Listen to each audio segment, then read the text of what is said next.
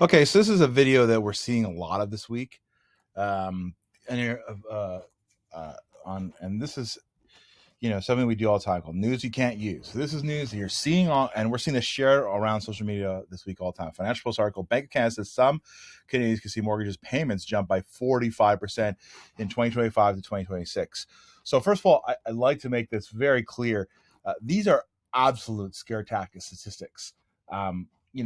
When you have rates so low, 45% is like, um, is a big deal, but it's not as big of a deal when we're thinking about, oh, I got a 1% mortgage and rates went to 2%. Oh my goodness, like, um, that is, that's a double in rate.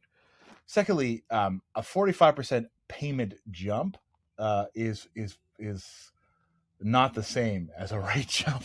When rates double, it doesn't mean your payments double. And this is actually the premise of the article is more that rates would double than his payments double. So it's not even really giving the right kind of context around here. Now, there's a few interesting things that I make note of here that I think is really important. So some Canadians took out mortgages in 2021 consider monthly payments jump as much as 45%, 2025 to 26, given rising rates.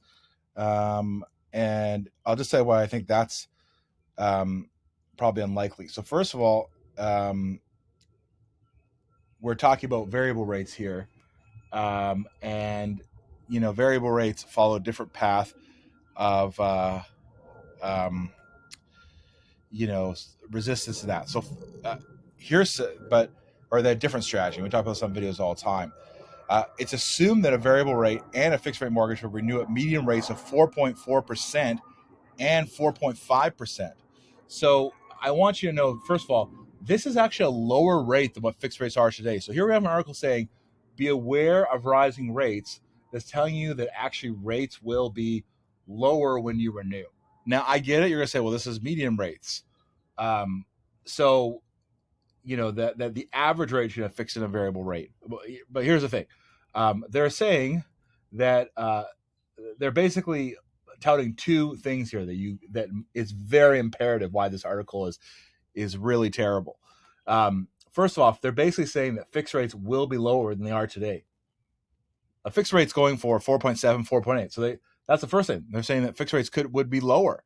Now, if you assume that they're actually just blending in that fixed rates would be higher, let's say they think, oh, fixed rates would be 5.5 and variables would be in the low fours, they're actually then in that scenario confirming what people are afraid of, that variable rates would be higher than what fixed rates are today.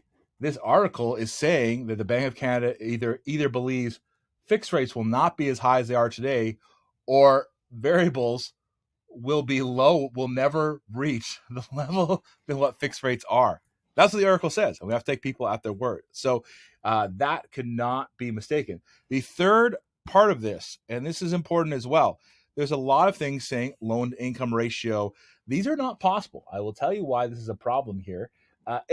We are stress testing on mortgages. So people are still, even people that got a mortgage last year, typically would have assumed they're making a payment at 5.25%.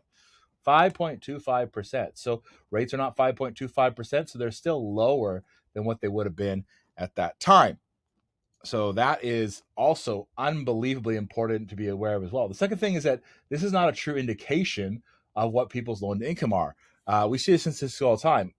When you're seeing a lot more of the workforce go towards being self-employed, it means the income is going on a tax return is not a true reflection of their income earning, and it's not a true reflection of the indebtedness of Canadians. Anyway, that's another edition and another article on news you really can't use. If you have any questions, please do reach out to us. We'd love to give you a hand. Please share this video with anybody you know that you could have that helpful with, and please do take this time to subscribe to our channel. It really helps us out.